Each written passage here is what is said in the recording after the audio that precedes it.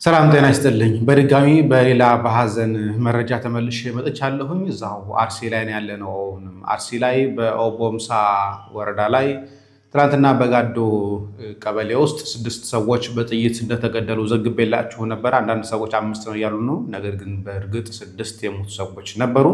ከዛ በተጨማሪ እዛው ላይ ወጣ ብሎ በሌላ ቀበሌ ላይ እዛው አርሲ መርቲ ወረዳ ውስጥ ከኦቦምሳ ወጣ ያለች ቀበሌ ላይ ነው ፈረቀሳ ትባላለች ያቺ ቀበሌ። እዛ ቀበሌ ውስጥ እንዲሁ አንድ ሰው በእርሻ ላይ እንዳለ ኦርቶዶክስ የሆነ ሰው ማለት ነው በጥይት ተገድሎ ሞቷል። ስሙም እንዳለ መኮንን ይባላል። እንዳለ መኮንን እድሜው ከ56 እስከ 60 የሚጠጋ ሰው የነበረ ሰው ነው። በእርሻ ላይ እንዳለ ትናንትና ገለውት ሄደዋል። እሱንም ማለት ነው። ይሄኛው ሌላ ነው።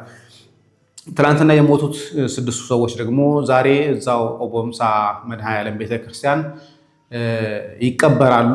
ቀብር ስነስርዓቱ ላይ ግን የመንግስት ባለስልጣናት መጥተው ጉዳዩ ቀብሩ እንዳይፈጸም እየተከላከሉ፣ በተለይ በአንድነት በአንድ ህብረት አንድ አካባቢ ላይ እንዳይቀበሩ ተበታትነው እንዲቀበሩ እያስገደዷቸው እንደሆነ እየሰማን ያለ ነው። ይሄም ደግሞ ምንም ችግር አልተፈጠረም በሚለው ለሪፖርታቸው አመቻችተው ዘገባዎችን ለመስራት ፈልገው ካልሆነ በስተቀር ኦርቶዶክሳውያን ሲገደሉ በአንድነት መቀበሩ ችግር አልነበረውም። ነገር ግን የኦቦምሳ ያለው ባለስልጣናት ግን ጉዳዩ ሃይማኖታዊ እንዳይመስልባቸው ይሁን በምን ይሁን ባልታወቀ ሁኔታ ላይ ኦርቶዶክሳውያኑ በአንድነት እንዳይቀበሩ በህብረት እንዳይቀበሩ ጭምር እየተከላከሏቸው ነው። እንግዲህ አዲስ መረጃ ካለ ተመልሼ እመጣለሁኝ።